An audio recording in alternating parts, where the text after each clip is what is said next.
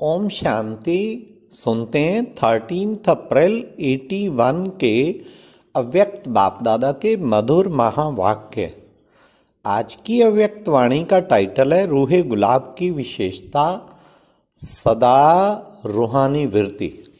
आज की मुरली में बाबा ने कौन सी रूहानी खुशबू से नंबर 1 स्थिति में स्थित हो सकते हैं, फिर बाप दादा ने किस आधार पर रूहानी खुशबू दूर दूर तक फैलती है, फिर बाबा ने नंबर 1 खुशबूदार रूहे गुलाब की क्या विशेषता है। 13 अप्रैल 81 की मुरली रूहे गुलाब की विशेषता सदा रूहानी वृत्ति। आज बागवान अपने रूहे गुलाब बच्चों को देख रहे हैं। चारों ओर के रूहे गुलाब बच्चे बाप दादा के सन्मुख हैं। साकार में चाहे कहाँ भी बैठे हैं। आज आधे भाई बहन नीचे मुरली सुन रहे हैं बाबा का। पहले ये 81 की बात है ना, तो ओम शांति भवन में समझो मुरली चलेगी तो नीचे कुछ होते थे। फिर भी मैं समझता हूँ ओम शांति भवन भी 81 के बाद बना, तो उस वक्त मेडिटेशन हॉल होता था, कुछ नीचे हिस्ट्री हॉल में होंगे। लेकिन बाप दादा उन्हों को भी, बाबा क्या कह रहे, भले जो नीचे हैं लेकिन बाप दादा उन्हों को भी अपने नैनों के सामने ही देख रहे हैं। अभी भी बाप दादा बच्चों के संकल्प को सुन रहे हैं। सभी सन्मुख मुरली सुनने चाहते हैं, लेकिन नीचे होते हुए भी बाप दादा बच्चों को सामने देख रहे हैं। हर एक रूहे गुलाब की खुशबू बाप दादा के पास आ रही है।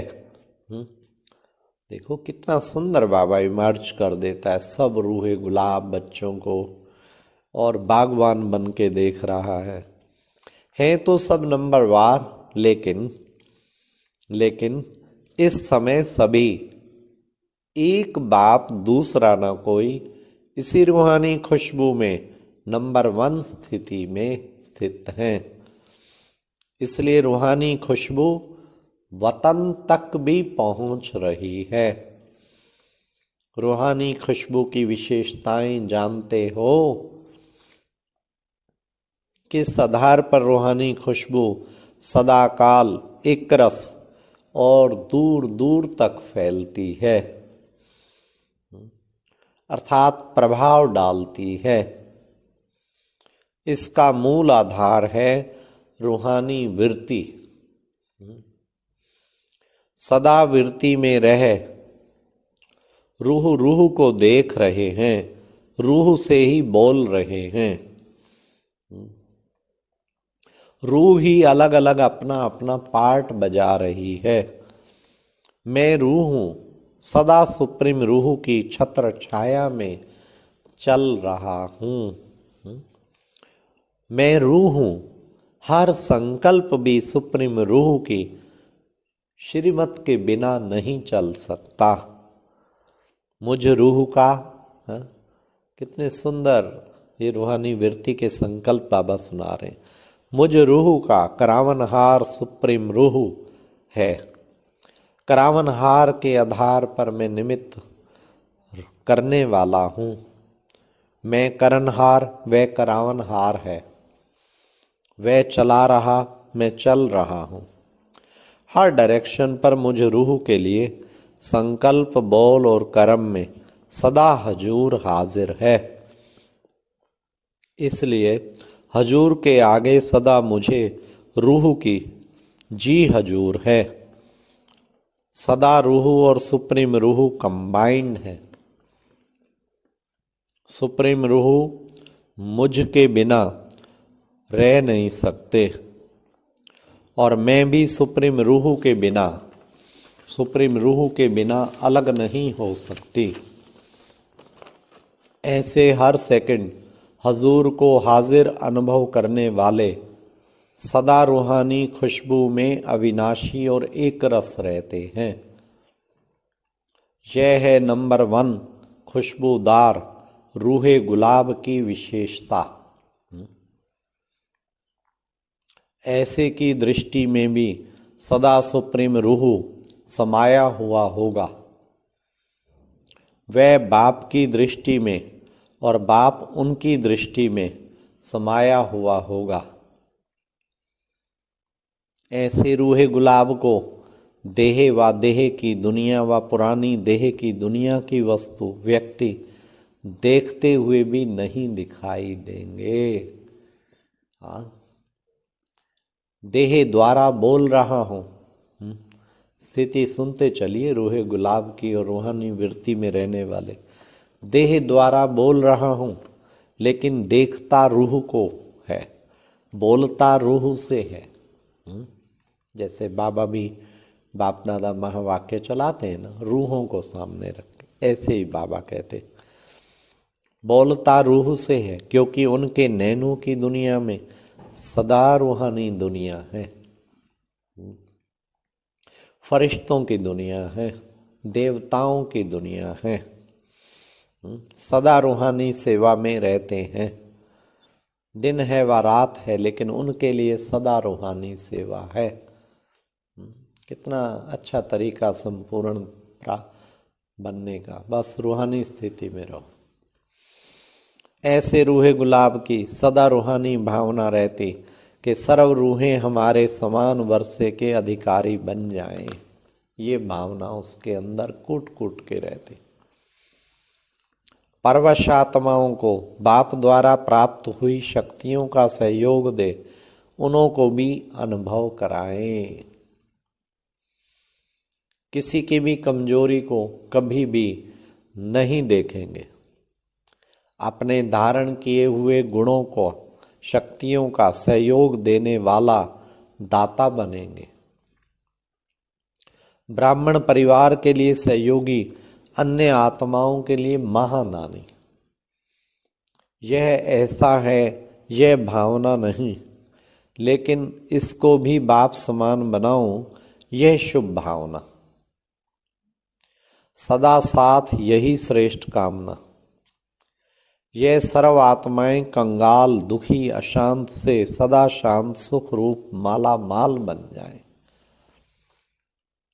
सदा स्मृति में एक ही धुन होगी कि विश्व परिवर्तन जल्दी से जल्दी कैसे हो। इसको कहा जाता है रूहे गुलाब। आज महाराष्ट्र का टर्न है। महाराष्ट्र वाले सदा एक ही महाशब्द को याद रखें तो सब महान अर्थात नंबर 1 बन जाएं। महाराष्ट्र वालों का क्या लक्ष्य है? क्या लक्ष्य है? महान आत्मा, सबको भी महान बनाना है, विश्व को भी महान बनाना है। यही सदा स्मृति में रहता है ना। फिर टीचर्स के साथ बाप दादा सर्वनिमित्त बने हुए सेवाधारियों को किस रूप में देखना चाहते हैं, यह जानते हो? बाप दादा सर्व सेवाधारियों को, बड़े ध्यान से सुनना, बहुत इंपॉर्टेंट पॉइंट।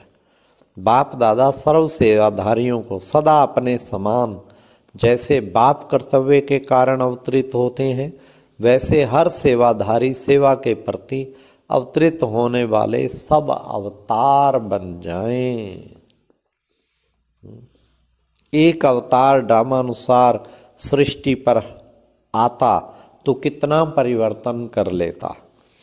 यह भी आत्मिक शक्ति वाले और वे इतने परमात्म शक्ति स्वरूप चारों ओर अवतार अवतरित हो जाएं तो क्या हो जाएगा?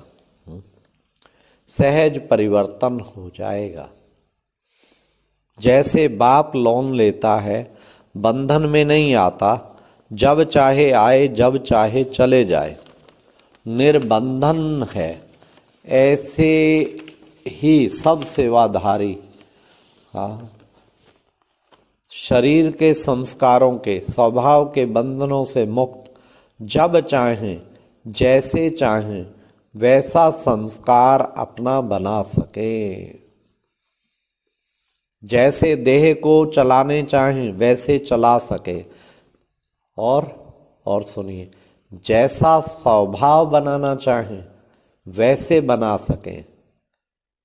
ऐसा नहीं क्या कि मेरा तो स्वभाव ही ऐसा है, क्या करूं, मेरा संस्कार, मेरा बंधन ऐसा है। नहीं नहीं, लेकिन ऐसे निर्बंधन जैसे बाप निर्बंधन है। कई सोचते हैं हम तो जन्म मरण के चक्कर के कारण शरीर के बंधन में है, लेकिन वह बंधन है क्या?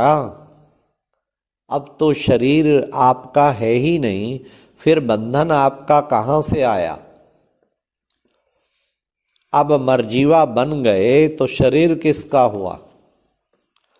तन मन धन तीनों अर्पण किया है या सिर्फ दो को अर्पण किया है, एक को नहीं? जब मेरा तन ही नहीं, मेरा मन ही नहीं, तो बंधन हो सकता है क्या? ये भी कमजोरी के बोल है ना। क्या करें, जन्म मरण के संस्कार हैं, शरीर का हिसाब किताब है, लेकिन अब तो पुराने जन्म का पुराना खाता संगम युग पर समाप्त हो गया ना। अच्छा, सर्व बच्चों को बहुत बहुत याद प्यार। तो ये थी आज की मुरली, हाँ, कि हम रूहे गुलाब समझ के चले, दूर दूर तक हमारी खुशबू फैले रूहानी वृत्ति के आधार पर, और सदैव अपने आप को, हाँ, बाप समान निर्बंधनों के अवतार बन के हर वक्त सेवा पर हाजिर रहे। ओम शांति। और अब यह एक बहुत अच्छी वीडियो भी जरूर देखें।